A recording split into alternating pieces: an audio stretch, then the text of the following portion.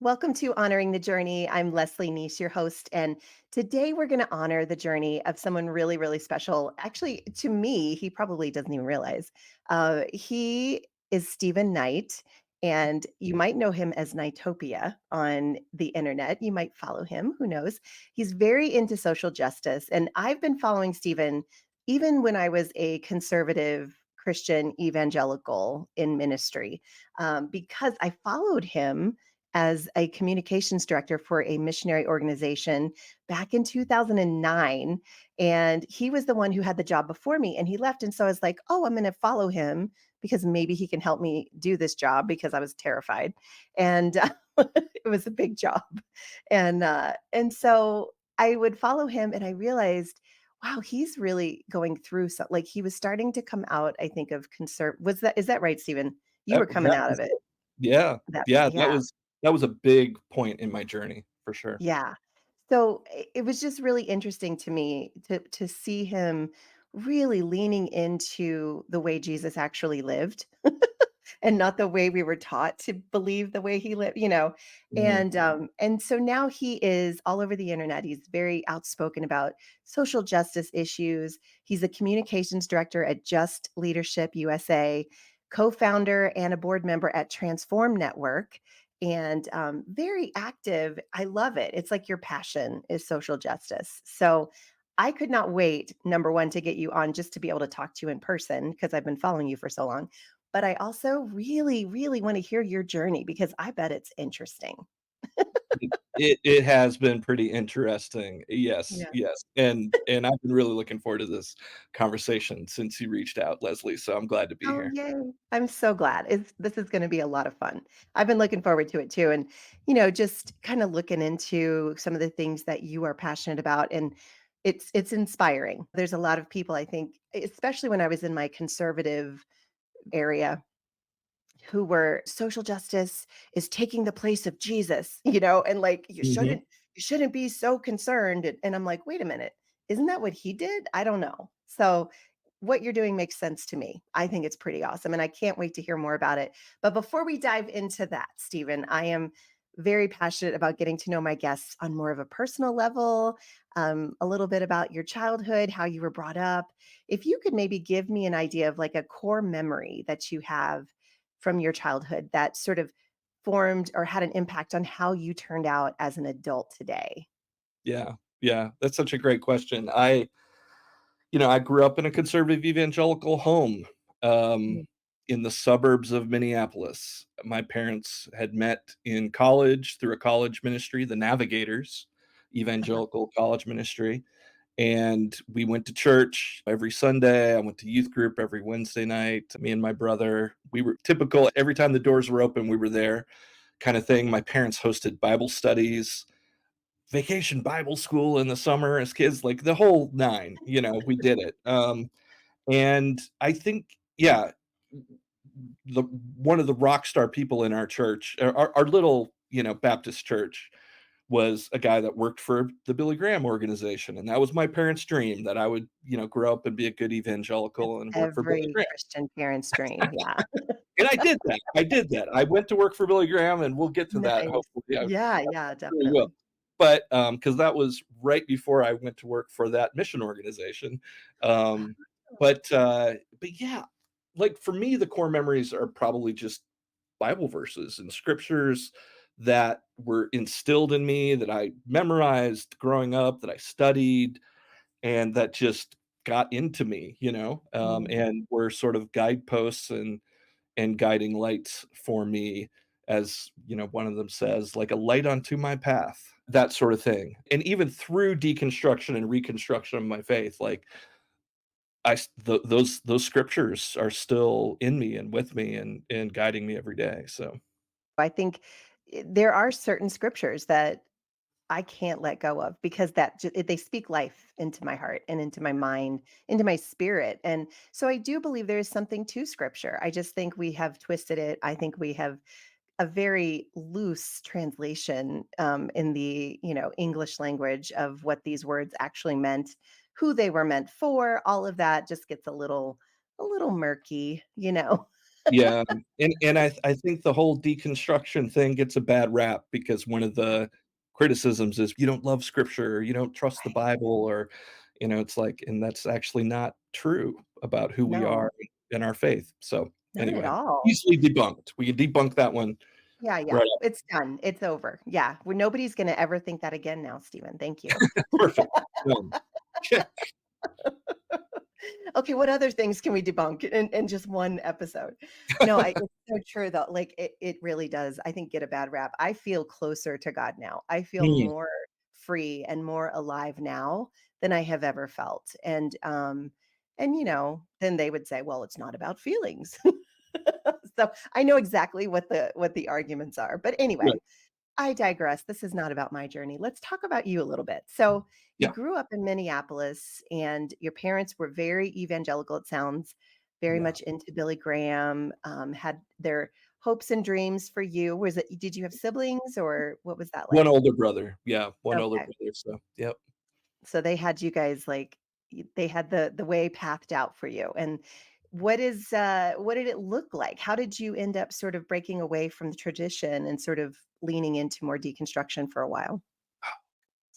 Yeah, so we both, my parents sent us to private Christian school, kindergarten through 12th grade. I got the Christian Character Award, one year in high school. But I also started publishing an underground magazine, and part of that was I would do book reviews and music reviews, and I would interview Christian bands. But like the books that I was reading that I started getting introduced to were sort of off the approved evangelical reading list. There were things like Thomas Merton, a Catholic contemplative mystic. The sermons of Reverend Dr. Martin Luther King Jr., like, Uh-huh. growing up as a white evangelical, like, we just like, in a very white Yeah. private Christian school, suburbs of just sheltered, and Mhm. Mhm. the racism and slavery, that's something that happened in the South. That's not really our problem. We're Yeah, not yeah. really involved with that. So that was kind of the mindset, growing up, but I started reading these things and really getting exposed, and it was also early emerging church postmodernism type stuff, that Leonard Sweet and Dallas Willard, who were presenting ideas and theology that was challenging the just really cookie cutter slot machine Yeah. Jesus version of Jesus. God I Yeah. had been given growing up in that. So Yeah. even early on as a teenager, I started questioning things and Mhm. being exposed to a a broader idea of what Christianity even was and beyond. So, yeah, that it started then for me, and it just continued. How did your parents react to that? Were they scared? I mean, my parents have always been super supportive of me despite Nice. our many disagreements. They are still very conservative, very evangelical, and yet love conquers all. And I know that's not everyone's story. No. And so I am grateful every day. I'm getting emotional talking about this. I'm Mhm. grateful every day, for that part of my journey, that I've had parents who, despite our disagreements, and we have a lot of them, Mm. have always been supportive of me. Um, they've let me know that they disagree. Of course. I mean, they're your On parents. many They have things, to. on many things. But that Um, doesn't stop them from loving you. it hasn't, yeah, and so that's huge. That's That's huge. powerful. Yeah. Yeah. And it's not, you're right, it's not the story of a lot of people. A lot of people just get written off. But I do think people are starting to wake up to the fact that, like, really and truly love does conquer all. And, Mm, let people have their journey. Don't be intimidated by it. Don't try to change it. Just trust it. Because do yeah, you trust God or not? Because if you do, your child is right where your child needs to be, mhm, and God will take care of it. And I yeah, think we all have these different views and callings and, passions that drive us, and we just need to let each other be sometimes. yeah, yeah. Yeah. I think as one Christian author put it, "Love wins." I Oh, think yeah. that's Wait, was he a Christian or was he a heretic, Stephen? I don't know. Just It's kidding. Yeah. debatable. It's debatable. Yeah, it's debatable. Well, here's the thing. I appreciate that you were asking questions even at a young age because I do think many of us who are going through deconstruction have always been um precocious and like questioning and like not just taking answer, I think there's something to being a creative Mm, with the ability to see things not in black and white, but in color. yeah, Um, yeah, I think that there is something to that. Most of my guests are on the creative spectrum, the ones who are going through deconstruction, and it doesn't surprise me. But yeah. I don't know. What are your thoughts on that? I mean, I haven't studied it, but I have a real inkling that personality type really has a Mhm. lot to do with whether you are comfortable with the questions or if you desire certainty and the questions are threatening. I think I've always been fascinated by Myers-Briggs and all the Enneagram and all Enneagrams, that. yeah. When I discovered the Enneagram, that was huge. It's one of these great lenses for understanding who we are and how God's made us individually, but I absolutely think Mhm. I couldn't tell you, this type is like this and this type is like that, but, I think we are predisposed Yeah. one way or To the the other, questions. and so it's harder for some people, I think, to Yeah. take that step. But I'll just say this right now because this is one of the m like, the biggest insights that I've gotten in recent years, and I'm gonna blank on his name, we'll have to edit this and come back and drop it in. Okay. He wrote the book Atomic Habits. Oh, yes. Um, Oh, I've uh, heard of. Not a Christian, not a Okay. religious author, but he wrote this, article several years ago called "Why Facts Don't Change Our Minds." Mm, And there's literally, like, 2 paragraphs in that article where he just lays it out, and he mm. says, "You know what? It's facts don't change people's minds if they're going to lose community. And Ooh. if the choice is between changing what I believe and losing my community, I'm not gonna do it." Mm, And I look at my own parents, and I look at a lot of people who, despite everything, have stayed where they are, yeah. and that's the biggest factor, that's the biggest like, it explains it for me. They don't wanna lose their church community, they don't wanna lose their conservative Christian friend community. Like, if everyone around you is sort of, in agreement and you're afraid that you're gonna lose that and they're gonna turn on you and, "You voted for Joe Biden, you're a heretic, and, no, you're a Yeah. baby killer," and, like, you just can't do it because you can't face that rejection. Mm. It has a lot more to do and anyway, I'm not doing it justice, but No, that actually is it makes so much sense. It makes so and it much sense. yeah, You know what yeah, doesn't make sense, Steven? You know what doesn't make sense to me is that community is my jam. Connection is my passion, and I stepped away from all of that and had to form it again because it made no sense to me anymore, and I just couldn't pretend, and yeah. it blows my mind because I am one of those people that would have never done this if it Mm, wasn't that important to me because literally people and connection and just having community for me was everything. right, I don't know right. how I crossed that line. Now that you say this, I'm like, "Wow, that's Yeah, powerful." that's an Wow. even harder journey, I Yeah. think, than for me. I pretty early on started developing community that drew me and Mhm. supported me along the way. Right. By the way, his name is James Clear. James James Clear, Clear. Yes. Google James Clear, "Why Facts Don't Change Our Minds," and it's brilliant. Like, I think it explains so much. When did you read that? It's been around for several years, and Okay. I've mentioned it in I don't know how many TikToks probably now. It's one Okay. of those, I read a book called Doodle. Merge Left by a guy named Ian Haney Lopez. That book had a huge impact on me. That's more about politics, Mhm.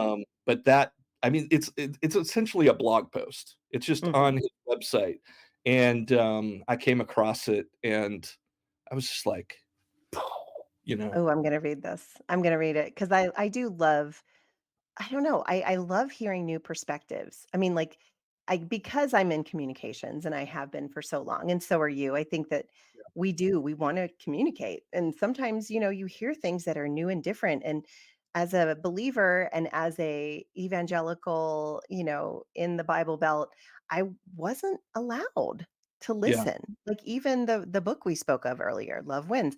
I was not going to read that because he was a heretic and he was going to take me down a really dark road and try to get me off my path.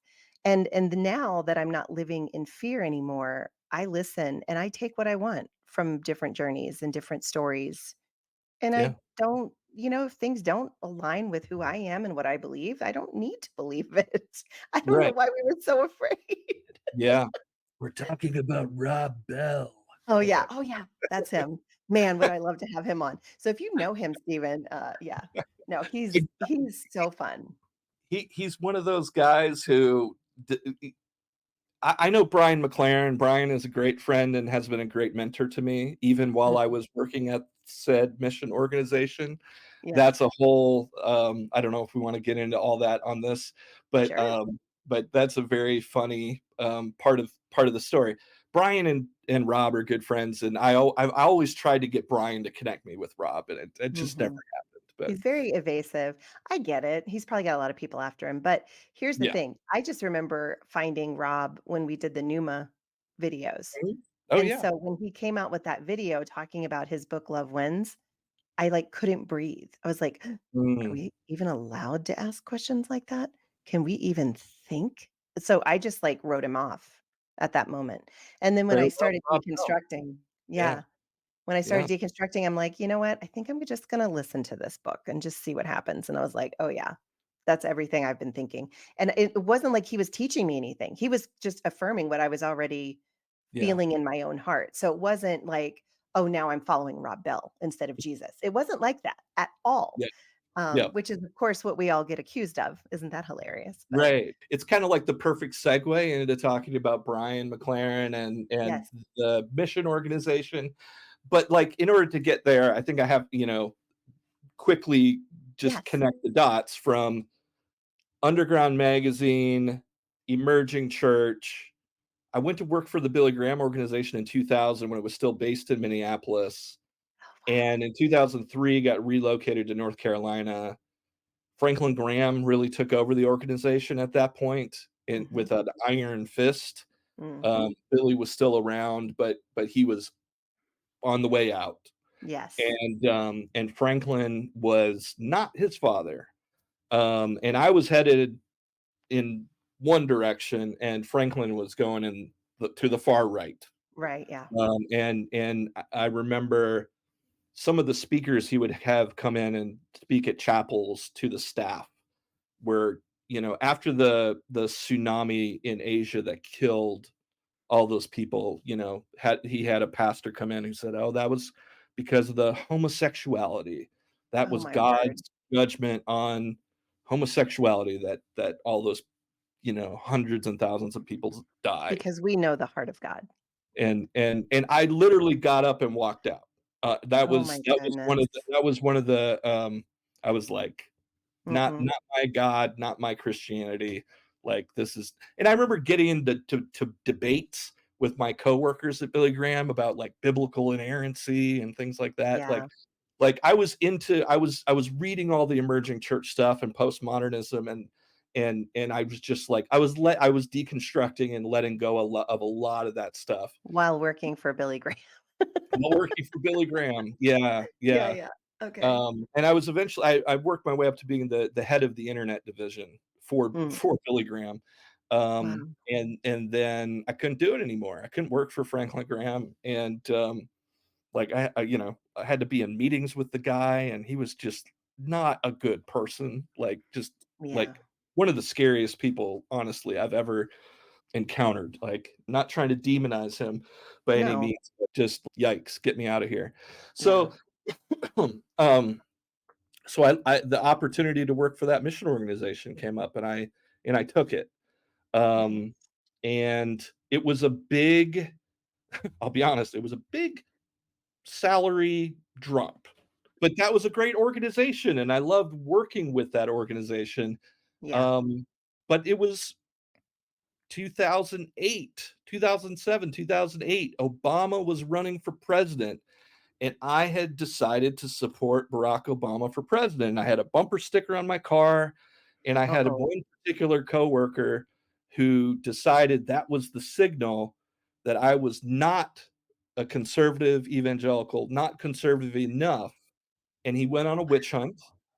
And Wow. I'd heard people, um, because I was hosting a monthly emerging church discussion group in Charlotte at the time. And I'd heard from different people that this had happened to them, and it Mm, happened to me. He went to the HR department of the organization essentially with a ream of stuff he had printed off the internet, like, and it came down to a single comment that I'd posted on a queer mergent blog, which was a emerging church blog for LGBTQ Christians, and I simply said, "I'm glad there's a place online for gay Christians to support each other." Like, that was the that's comment, all and you said. that's all I said, Wow.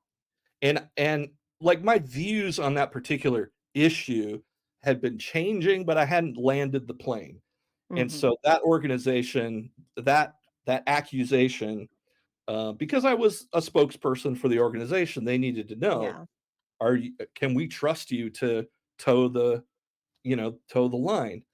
And so it led to a process of what I called theological accountability, Mhm. and um, I'll try to keep this as brief as possible. The Brian McLaren part of this was Brian was coming to Charlotte on his Everything Must Change book tour, and I Oh, organized the event. nice. I Okay. organized the entire book tour event, and some of my coworkers in that organization, I told them about it.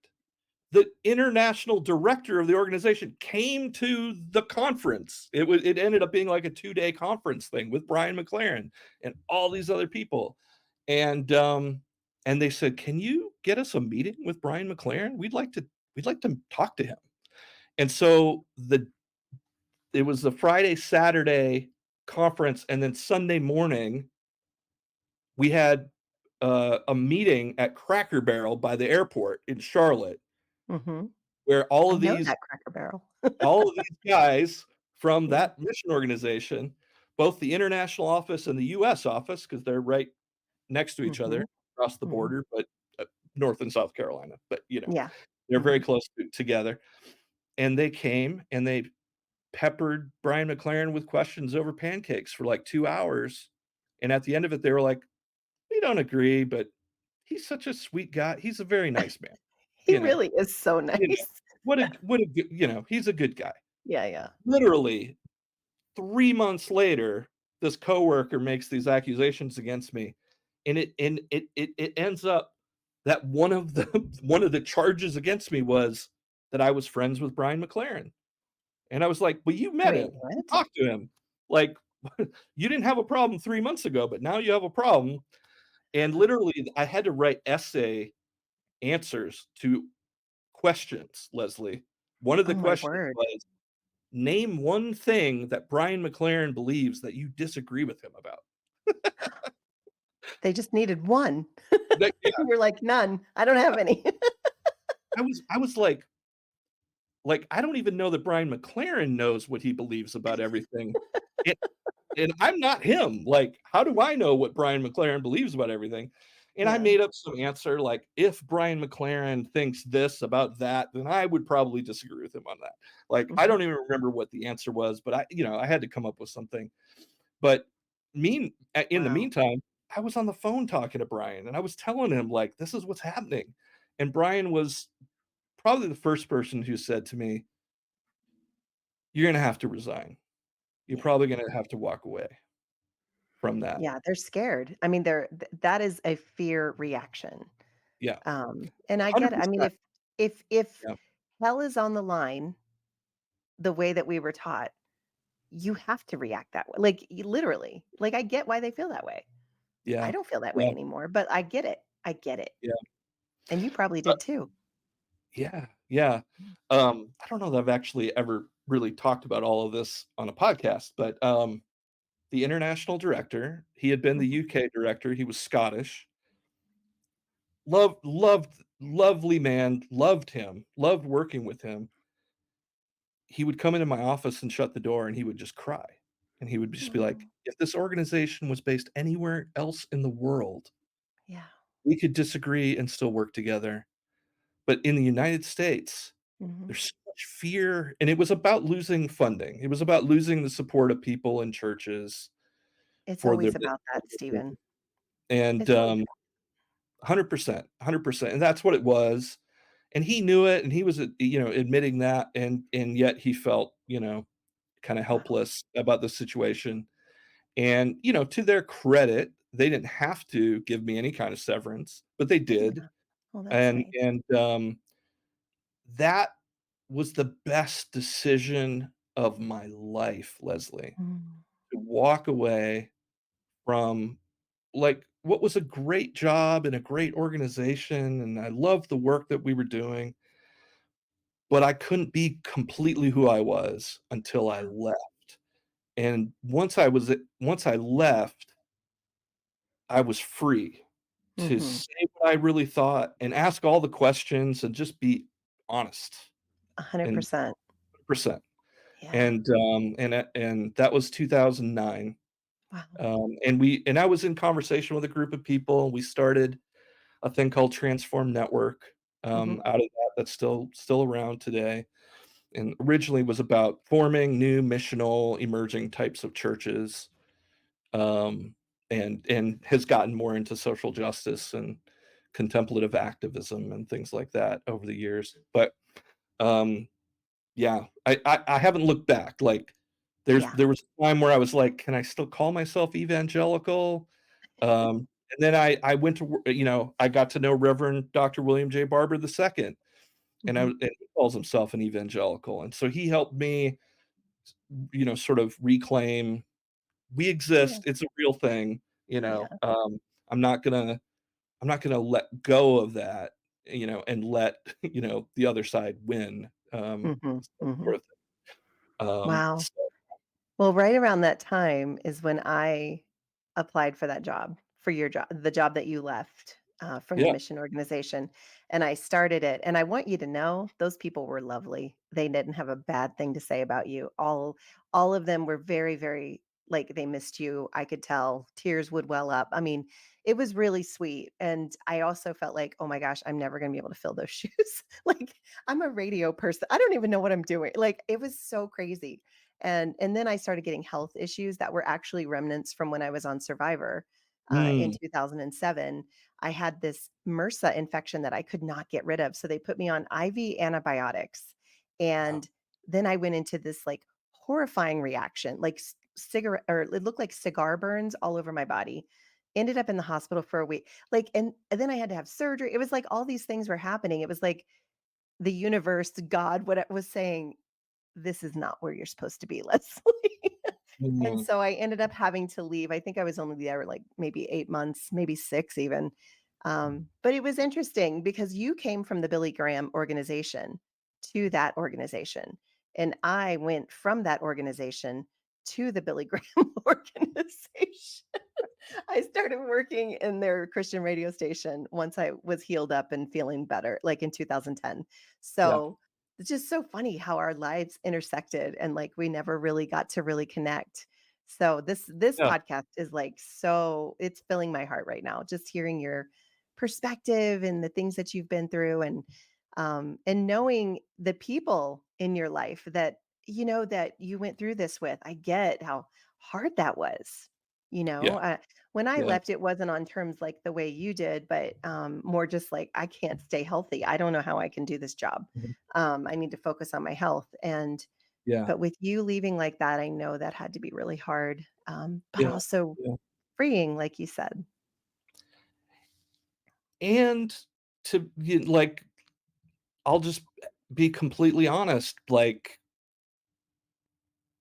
when we moved to North Carolina, I was married, I had 3 kids. We joined a church because it was sort of known as like an emerging church.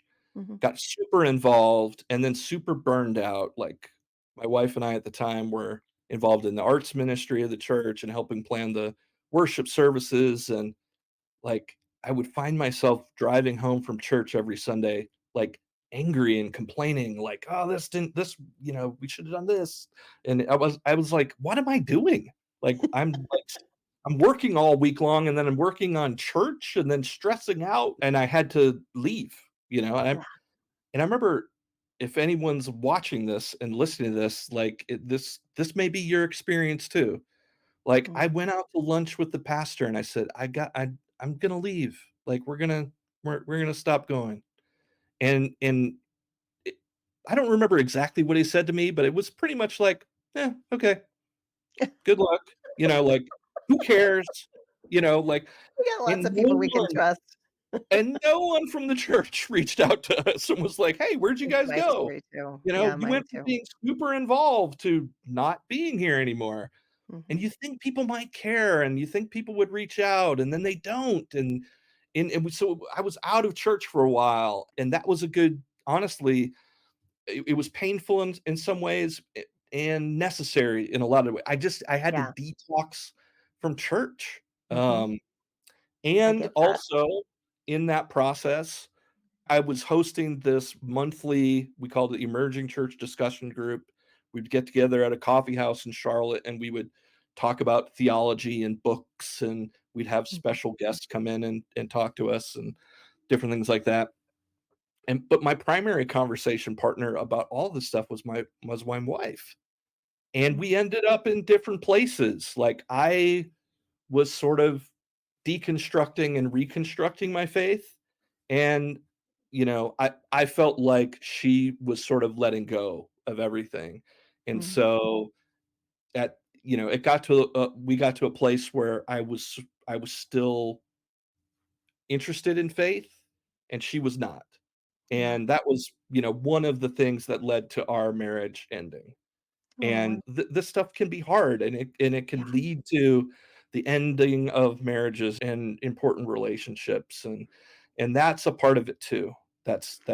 We And gotta I talk. love that you're acknowledging that because I recently had Tim and his wife Sarah from New Evangelicals on, and they shared I their love that. story. And Yeah, they were amazing. And they're on different pages, but they have figured out how to make it work. And so it's good to hear, like, it doesn't always like, let's be real, like, sometimes it doesn't work. yeah. Are you and your wife, like, are you friends or how are you now? You Better? know, we're friendly. I wouldn't say Yeah, that we're friends, but yeah. we both parented well. We have 3 adult Good. kids now. Our Nice. youngest just turned 18, and, yeah, so Yeah, well, he's that's good. graduating from high school. Our daughter just graduated from college, so, I'm you so know sorry that it affected the marriage. I really, really hate that for you, but, I do believe every journey has the ups and the downs, and we learn and we grow, and yeah. so where are you now, Stephen? Where is your faith now? Yeah, so I guess the quick sort of bring you up to speed, I left that mission organization 2009. The fall of 2009, we launched Transform Network. We did our first conference in 2010, and got connected to the Christian Church Disciples of Christ, Mhm. through that process, through one of the other co-founders of the organization who was a disciples pastor. I'd never actually heard of this it's one of the mainline Protestant denominations that I'd never really heard of.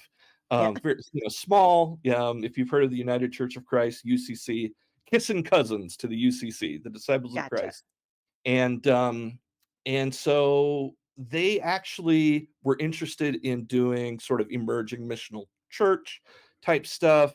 I got hired at that point to basically be a full-time consultant with the denomination, went to work for them, and then I went to work for their publishing house, the denominational publishing house. I got um commissioned as a minister in the Disciples of Christ. So that, began my 10 years of being a pastor, Mm, not ordained because the Disciples of Christ had 2 paths. One was ordination, you had to have a seminary degree and jump through all these hoops, or you could just be commissioned, and I Mhm. never wanted to be a traditional pastor, and so I never was. I just Mhm. got commissioned, I did some weddings, um, helped start a couple of disciples churches in the Charlotte area that are still going, so that are still Nice. alive, Very cool. today under different leadership, obviously, I'm not there anymore, but,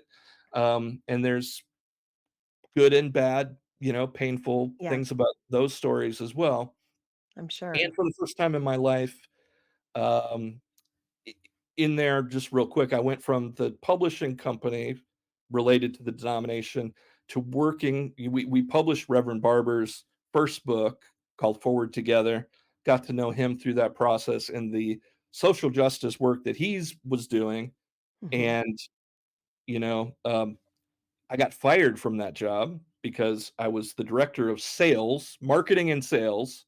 I was good at the marketing part, I was not good at the sales part. So, when I got let go from there, I reached out to Reverend Barber and said, "If there's any chance, I would love to go and work with you." And eventually that door opened, and again, like, my parents were there to financially support me for about Mm. 6 months while I Wow. was, without doing consulting and bringing in some money, but not a full-time job, and, and they helped me make it until I got hired by Reverend Barber and his organization, and I worked for him for 5 years. We, was part of the team that relaunched the Poor People's Campaign, in the 50th anniversary of Dr. King's original Poor People's Campaign, and was the first Wow. national faith organizer for the Poor People's Campaign, and then just special assistant and communications manager for his organization and traveled with him all over the country Mhm. and doing that work. And then during COVID, for the Oh, last yeah. couple of years, was the online minister for his church. And I, again, just sort of got burned out, to be Yeah, honest. yeah. And so I started looking for other jobs, other opportunities, and, a friend sent me this director of communications job with this organization called Just Leadership USA, and it's one of the nation's largest criminal justice reform organizations that's both founded by and led by formerly incarcerated people and justice impacted people. And the work I'd been doing with Reverend Barber and the Poor People's Campaign was all about amplifying the voices of directly impacted poor and low wealth people. And so, Right. a huge overlap in the formerly incarcerated justice impacted community. 70 plus million people in this country who have an arrest or conviction record, 20 million Americans who have a felony conviction on their record, like our Wow. former president.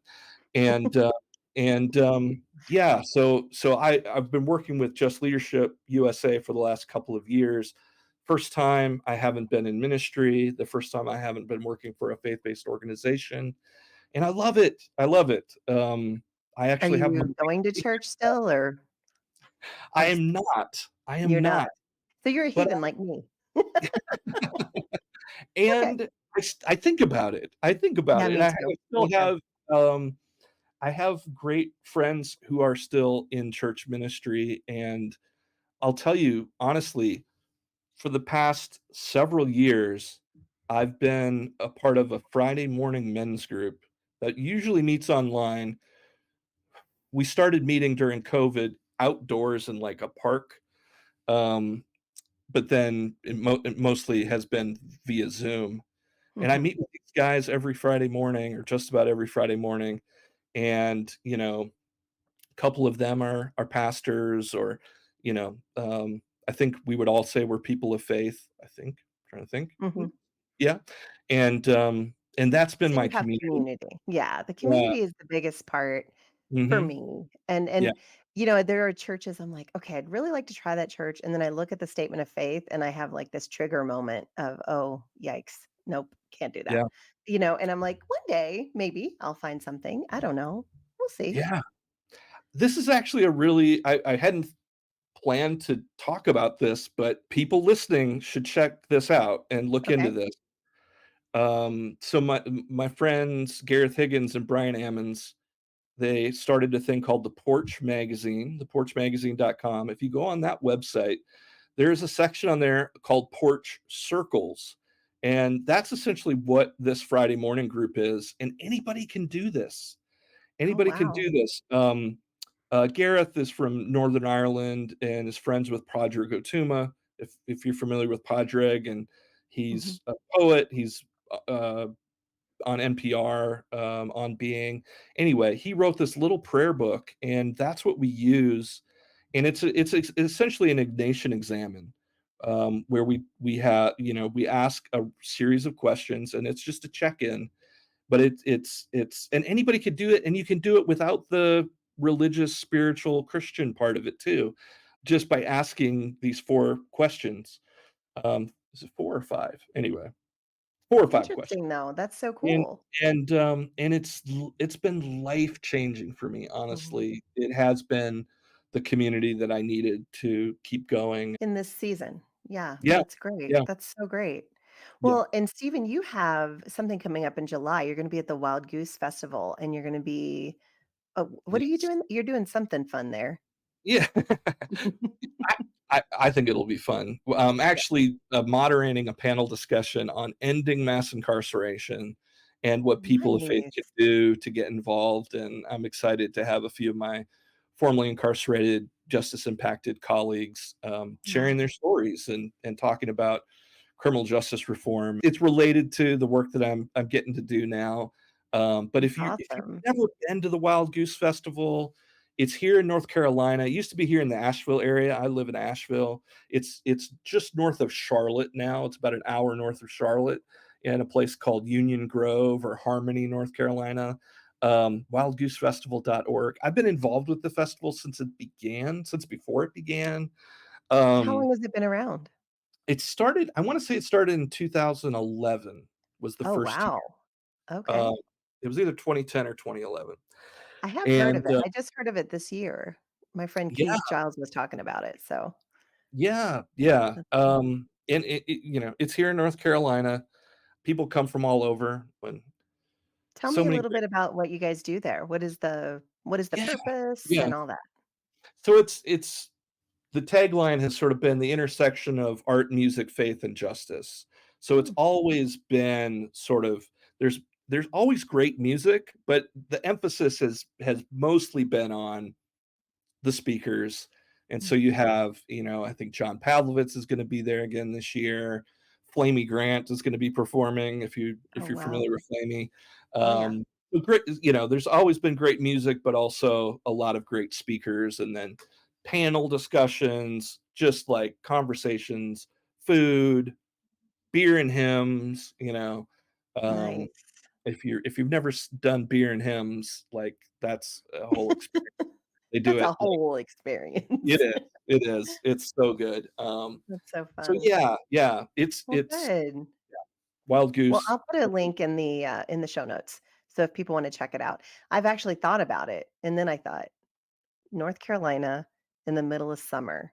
I know, I know. And Humid, it hot. used to be in the mountains at least where it was 10 degrees cooler. That I see, Um, now that would be a little more doable for me. No, I'm kidding. yeah, yeah, I really have thought about it, but I am going to Theology Beer Camp this year, so I think my husband probably would be like, "Okay, pick one. You can't do yeah, both." So maybe I'll do it next year. yeah, yeah. That's so I fun. love Trip Fuller. I'm kind of hoping that I can come to Theology Beer Camp too. So Oh, that would be if I do, great. I will give you a shout and let you know. Yeah, I'm well, if you do, thinking about it. use code Journey 2024 and you'll save $50. Yeah, There we go. Journey 20 and no caps, or I mean, all caps, no All caps. spaces, Journey 2024. Yeah, you get to save $50 off the registration now. It used to be 25, so I'm super pumped about that, but yeah, Nice. it's gonna be fun, and I mean, how great that you get to do what you love to do with people that you love to be around, and you're free, and you're in a good place. It sounds like your journey has been definitely incredibly relatable for one thing, especially with me. My goodness, we Yeah, intersected a few times. yeah, But I honor it. I honor that journey of yours, Stephen. Thank you so much for sharing your heart and your journey with us. And if somebody wants to find you online, where would they go? And what are they going to find when they find you? Yeah. I'm I'm on pretty much every platform Uh-huh. as Knightopia. Knightopia. Knightopia. It's like Utopia, only Mhm. better. That's my tagline. That's your tagline. Okay, good. Very nice. And, you're gonna find me, yeah, probably, I'm doing a lot of political stuff. That's just Mhm. people are gonna be annoyed, and I've realized that I'm kind of a socialist leftist. I'm not a mainline Democrat. Uh, So you're sorry. you're not really concerned what people think about you. You just wanna be able to speak your mind. I love it, you I know? and Hey, and I do, and people disagree, that's and okay. hopefully I try to disagree in love and Oh, yeah. encourage other people to do that as well, and, yeah, Very cool. yeah. Jay Baker and I have been commiserating lately about our, Who? Jay Baker, the son of Jim Oh. and Tammy Faye Baker. Oh, yeah, If yeah. you haven't had Jay on, you should invite Jay Oh, to I will definitely be doing that. Yeah, I'm yeah. trying to get, John Piper's son too, Abraham. Bring him on here so It would bad. be great. Here But now getting a talk hold of about him is social a media, that guy's I know, he's killing it. crushing it. He is Yeah, crushing it. He's so fun, and but getting a hold of him seems to me like kinda trying to get a hold of Rob Bell. Like, right, they're very elusive. So, yeah. hopefully, one day, I'll get both of them, but for now, I've got you, and that's pretty freaking awesome. So, thank you, Stephen. You have been such a gem. I've appreciated your time, and, thank you so much for joining us today. Thanks for inviting me, Leslie. Of It's course.